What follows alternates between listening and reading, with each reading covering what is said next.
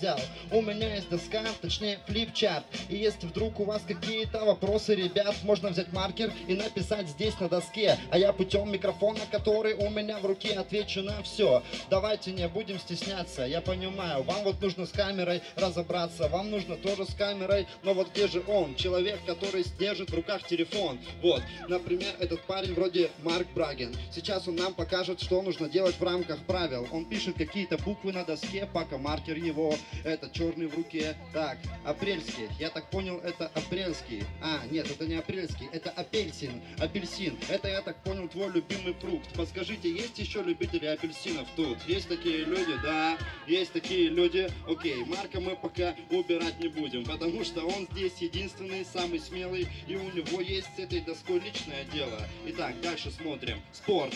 Поднимите руки те, кто этим спортом живет.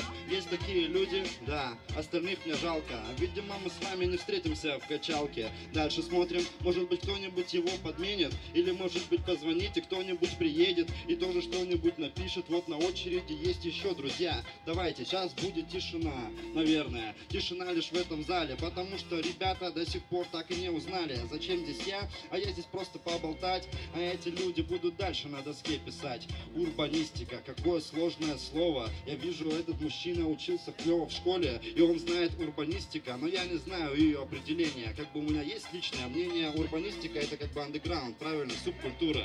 Я думаю, то, что с этим делом все будет не дурно. Это будет когда? 24-го, вроде все нормально. И независимо от погоды, даже если будет дождь или если будет снег, мы позвоним, подъедет несколько человек, натянут тенты, мы будем даже в жаркий дождь стоять. Итак, посмотрим, что тут пишет молодежь. Игра, да, это игра слов. И я так со словами играть до самого утра готов. Дальше смотрим, что здесь написано, брат. Я не понимаю почерка этих ребят. Трындычиха это я. Он только что придумал мне погоняло, друзья. Окей, если что, это МС Трындычиха. Но я смотрю и не очень, потому что очень тихо.